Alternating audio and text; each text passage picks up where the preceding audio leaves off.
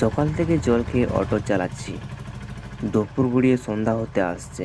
হাত পা যেন আর চলতেই চাইছে না। ঘরে আমার অসুস্থ স্ত্রী, কে যেন রান্না করতে পারছে কিনা, নইলে এই বেলা আমাকেই রান্না করতে হবে।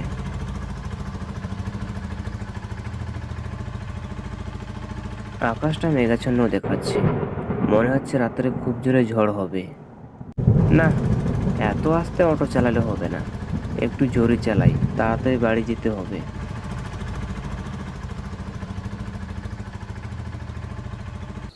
বাড়ি ফিরে দেখলাম আমার স্ত্রী যত্ন সহকারে রান্না করছে।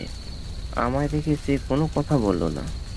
আমিও চুপ করে রইলাম। এই বেশ কয়েকদিনই জ্বরে বউ আমার অনেকটা শুকিয়ে গেছে। চুপ করে দাঁড়িয়ে থেকো না, হাত মুখ ধুয়ে আসো, রান্না হয়ে গেছে। সকাল থেকে তো কিছু খাওনি। আমি আর দাঁড়িয়ে না থেকে হাত মুখ ধুতে চলে গেলাম। হাত মুখ ধুয়ে আমি চৌকিতে বসে পড়লাম।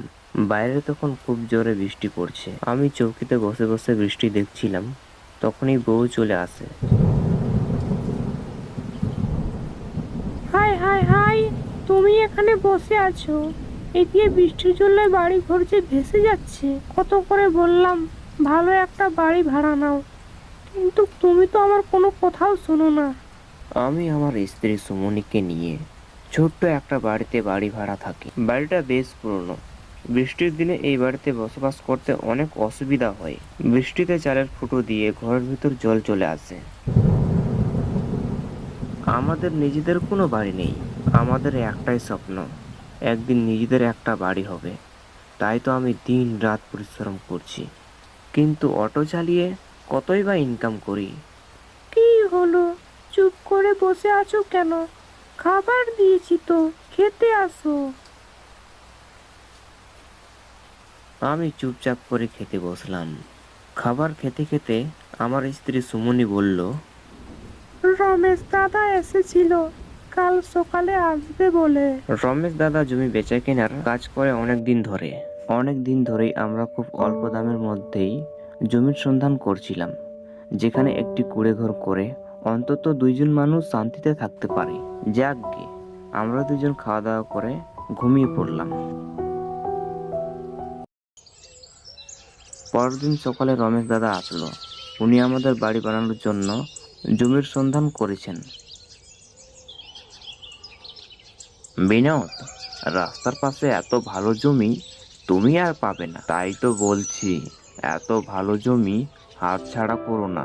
প্রয়োজন হলে ধার করো, কিন্তু তবু জমিটা কিনে রাখো। কিন্তু রমেশ ভাই, আপনি তো ভালো করেই জানেন অটো চালিয়ে কতই বা ইনকাম করি। এত দামি জমি কি করে কিনবো ভাই? আর আমাকে এত টাকা কে বা দিবে? আপনি বরং কম টাকার জমি দেখেন, যেন আমরা কিনতে পারি। কম দামি জমি আছে, কিন্তু সেখানে বাড়ি বানানো ঠিক হবে না। সেই জমির দাম খুবই কম, মাত্র 10,000 টাকা। রমেশ ভাইয়ের কথা শুনে আমি আর সুমনি অনেক খুশি হয়ে যাই। মাত্র 10,000 টাকা শতক! আমাদের একটু কষ্ট হলেও আমরা ম্যানেজ করতে পারবো। আমি রমেশ ভাইয়ের কাছে বেশি কিছু জানতে চাইলাম না। ওনার সাথে জমি দেখতে 30,000 টাকা নিয়ে চলে গেলাম জমি কিনতে। আমি আর সুমনি অনেক কষ্ট করে একটা বাড়ি তৈরি করি।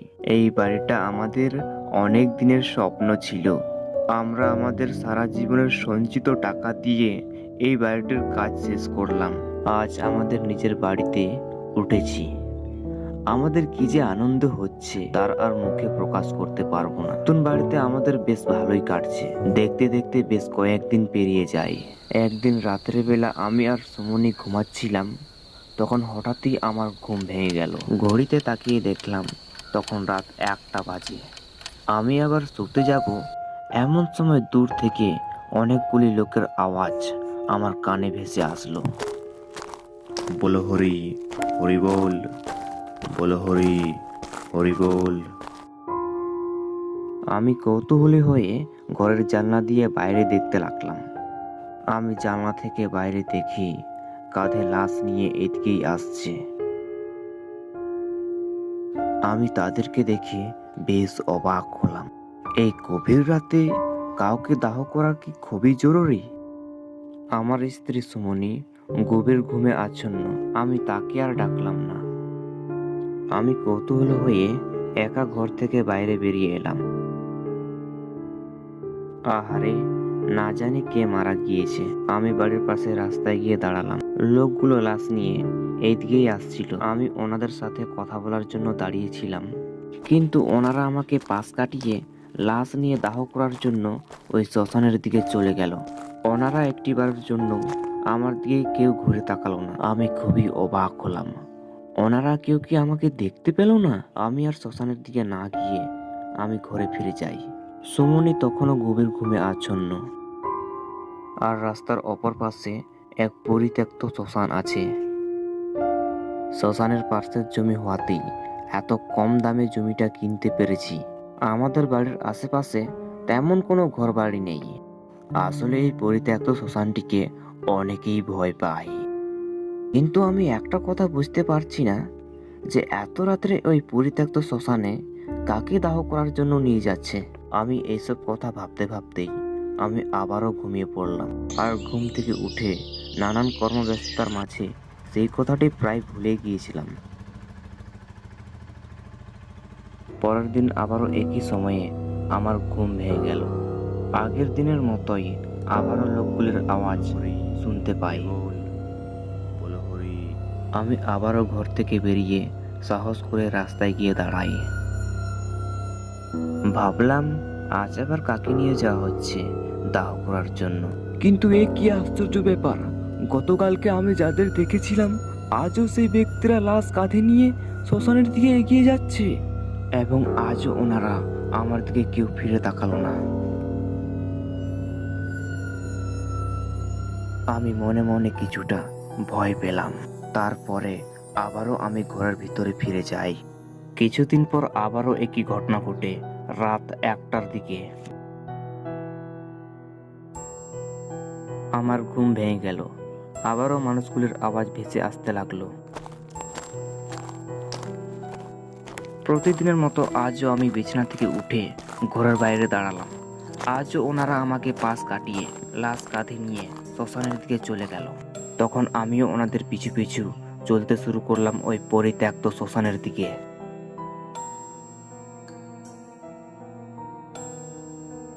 আমি যতদূর জানি ওই পরিত্যক্ত শ্মশানে এখন আর কাউকে দাহ করা হয় না, কিন্তু ওনারা প্রতিদিন রাত্রে বেলায় একই সময়ে লাশ দাহ করতে কেন যায়? আমি সেটা দেখবার জন্যই আমি লোকগুলোর পিছু পিছু হাঁটতে শুরু করলাম। ওনারা খুব দ্রুত গতিতে হাঁটছিলেন।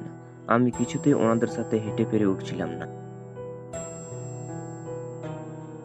আমি যতই দ্রুত হাঁটি না কেন ওনাদেরকে কিছুতেই ধরতে পারছিলাম না। আমি লোকগুলোকে দেখলাম লাশটিকে নিয়ে ওই পরিত্যক্ত শ্মশানে প্রবেশ করলো। তারা শ্মশানে পৌঁছাবার পরেই আমি কিছুক্ষণ পরেই শ্মশানে পৌঁছে গেলাম। শ্মশানের ভিতরে গিয়ে আমি যা দেখলাম সেটা দেখার জন্য আমি একদমই প্রস্তুত ছিলাম না। ভয়ে আমার বুকের ভিতরটা পায়ে শূন্য হয়ে গিয়েছিল। আমি দেখলাম শ্মশানে 4টি চিতা সাজানো আছে, আর ওই 4জন লোক লাশটিকে কাঁধে নিয়ে আসছিল। তারা 4টি চিতাতে শোয়া আছে, আর যে লাশটিকে দাহ করার জন্য নিয়ে আসা হয়েছিল সে হাওয়ায় ভাসছে। তাকে দেখে ভয়ে আমার হাত পা থরথর করে কাঁপতে শুরু করলো। কি ভয়ানক দেখতে সেই লাশটি! ওই লাশটি আস্তে আস্তে আমার দিকে আসতে শুরু করলো।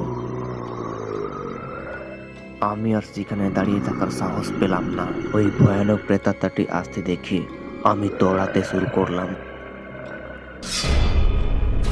ওই লাশটাও ভয়ানক শব্দ করে আমার পিছু পিছু দৌড়ে আসতে লাগলো।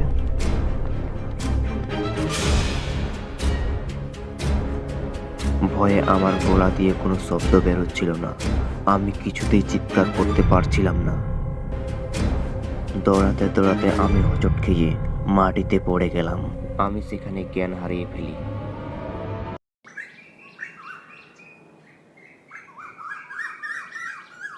সকালবেলায় যখন আমার জ্ঞান ফিরে, আমি নিজেকে পাই অচেনা একজন লোকের বাড়িতে। আমার পাশে একজন ভদ্রলোক বসে আছেন। আমি কোথায়? আর আপনি কে? আমি শ্মশানের পাহাড়দার রঞ্জয়। সকালবেলায় তোমাকে শ্মশানে অচেতন অবস্থায় দেখতে পাই, তোমাকে আমার বাড়িতে নিয়ে আসি। এখন তুমি আমাকে বলো, ওই রাত্রেবেলায় পরিত্যক্ত শ্মশানে কি করছিলে? তোমার কি কোনো প্রাণের ভয় নেই? তুমি জানো না ওই শ্মশানে এখন কেউ যাওয়া আসা করে না? ওটা তো একটা পরিত্যক্ত শ্মশান, তাও তুমি কেন গিয়েছিলে ওইদিকে? ভাই, শ্মশানের পাশের বাড়িটা আমার। রোজ রাতে আমি 4জন লোককে লাশ নিয়ে সেই শ্মশানের দিকে যেতে দেখি। আমি কৌতূহলী হয়ে দেখতে গিয়েছিলাম প্রতিদিন রাতে ওনারা কেন লাশ দাহ করতে যায়। এরপরে আমার সাথে ঘটে যাওয়া ঘটনাগুলিকে সব খুলে বলি। এইসব কথা শুনে লোকটি আমাকে বলল, আজ থেকে প্রায় অনেক দিন আগেকার কথা। এই শ্মশানে মাথা কাটা লাশ দাহ করা হয়েছিল। শুনেছিলাম লাশটি রেল লাইনের পাশে মাথা কাটা অবস্থায় পাওয়া গিয়েছিল। লোকটির লাশ এই শ্মশানে দাহ করার পর থেকেই প্রতি রাতে লোকজন শ্মশানে ভয়ঙ্কর কিছু দেখতে পেত। তাই ওই শ্মশানটিকে লোকে পরিত্যক্ত শ্মশান বলে ঘোষণা করা হয়। ওই শ্মশানের আশপাশে রাত্রে বেলায় কোনো লোক যাওয়া আসা করে না। আমি ওই শ্মশানের পাহারাদার। তুমি জায়গাটার বিষয়ে না জেনে তুমি বাড়ি করে অনেক ভুল কাজ করে ফেলেছ। এখন যত তাড়াতাড়ি সম্ভব ওই বাড়িটি ছেড়ে তুমি চলে যাও। লোকটির কথা শুনে আমার মন খারাপ হয়ে গেল। এত কষ্ট করে বাড়িঘর তৈরি করে এখন ছেড়ে যেতে হবে। আমি আর আমার স্ত্রী সুমনিকে নিয়ে বাড়িটি ছেড়ে চলে যাই।